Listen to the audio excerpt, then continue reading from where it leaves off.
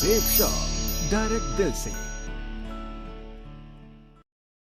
Traffic आते हुए पिछले 33 साल से जो मेरा लास्ट कमाई था ना मेरे दोस्त, मैं एवरेज बात करूं तो 20 से 22 हजार महीने का कमाता था।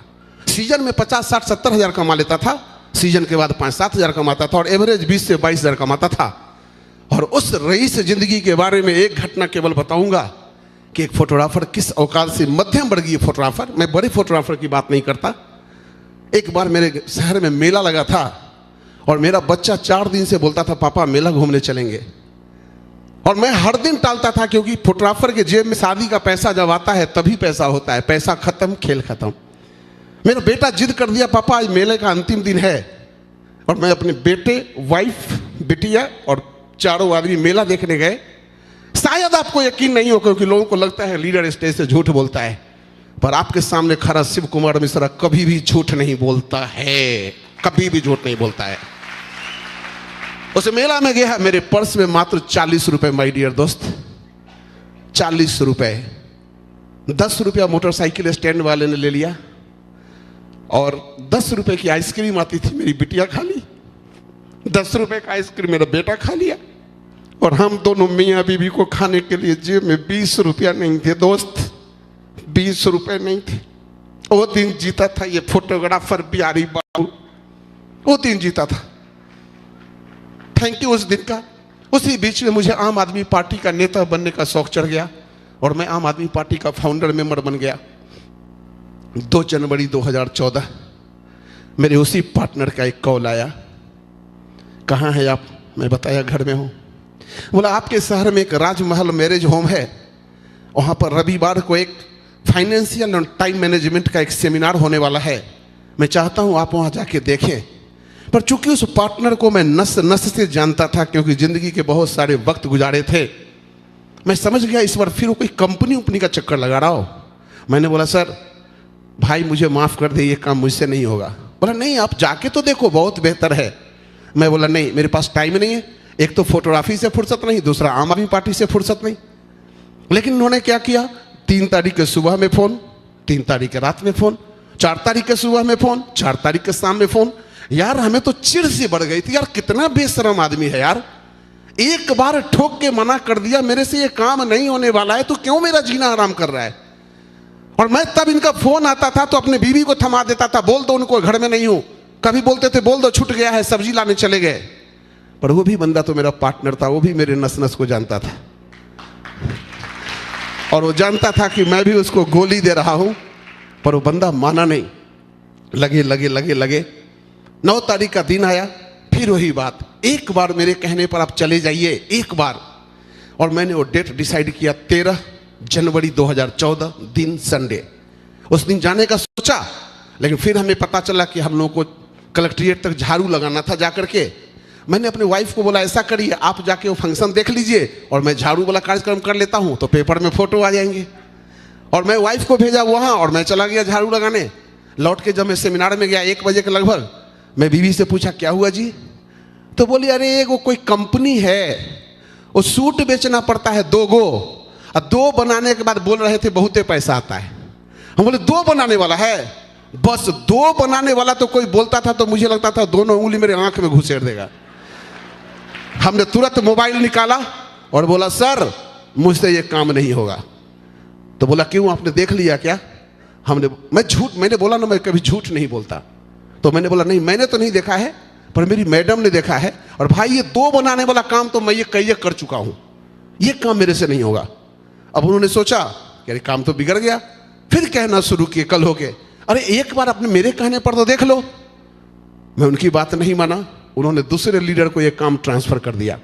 ये आदमी मेरे कहने से ज्वाइन नहीं कर रहा है, ज्वाइन कराओ। अब उनका फोन आना शुरू हो गया, सर जी एक बार चले जाओ देखने मेरा कैसा व्यवहार है। बोले बहुत बढ़िया, तो एक बार मेरे कहने पर जाके देख लो, और अगर आपको लगे कि यहां पर जिंदगी नहीं बदलती है तो एक बार मेरे कहने पर 7872 रुपए लगा के अपनी आईडी लगा लो। 1 साल का मुझे वक्त दो, अगर 1 साल में आपका पैसा वापस नहीं हो जाए तो आपको पैसा मैं अपने अकाउंट से देगा। बातें उन्होंने इमोशनल कर दी क्योंकि वो खिलाड़ी हैं दिल के, और उन्होंने चोट कर दी दिल पे। मैं ईमानदार हूँ, मेरा कैरेक्टर कैसा है? मैंने बोला बढ़िया। जब दोनों की बहुत जिद हुई तो मैं बिजनेस देखने चला गया 26 जनवरी 2014 राजस्थान के भरतपुर में सेमिनार देखने। जब ही मैं इस सेमिनार को अपनी आंखों से देखा, छोटा सा हॉल, 25-30 लोग हॉल में खड़े थे और उसी हॉल में सेमिनार चला। सेमिनार की 5 बातें मेरे दिमाग में तीर की तरह घुसी। सबसे पहला, यार मैं सोचता था कंपनी का माल बेचना पड़ेगा, यहां तो सिस्टम का कोई माल है ही नहीं, ब्रांडेड माल बेचना है, जिंदगी में एक बार बेचना है, दोबारा न खरीदना है न दोबारा बेचना है, और 2 लोगों के साथ शुरुआत करनी है। और अगर रिटायर हो गया तो बाबूजी बचपन से सपना देखते थे मेरा बेटा कभी रिटायर होगा, लेकिन नौकरी वाला कभी रिटायर होता है? फोटो खींचने वाला कभी रिटायर होता है क्या?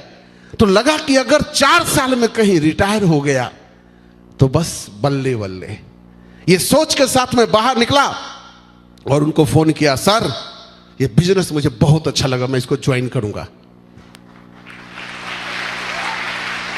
चलो सर मेरा आईडी लगा दो। बोलते हैं लगा दो मतलब? हम कहे लगा दो मतलब लगा दीजिए। तो पैसा? हम बोले सर मेरे पास पैसा तो नहीं है।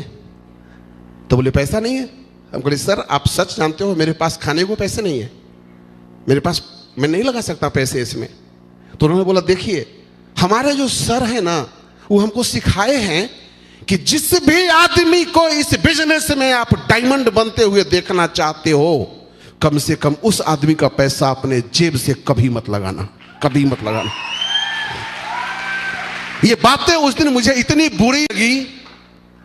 बुरी लगी कि आप सोच नहीं सकते हो कि जिस पार्टनर के साथ मैंने जिंदगी का इतना वक्त गुजारा, वो पार्टनर आज मुझे पैसा देने के लिए बहाना कर रहा है अपने अपलाइन का नाम लेके।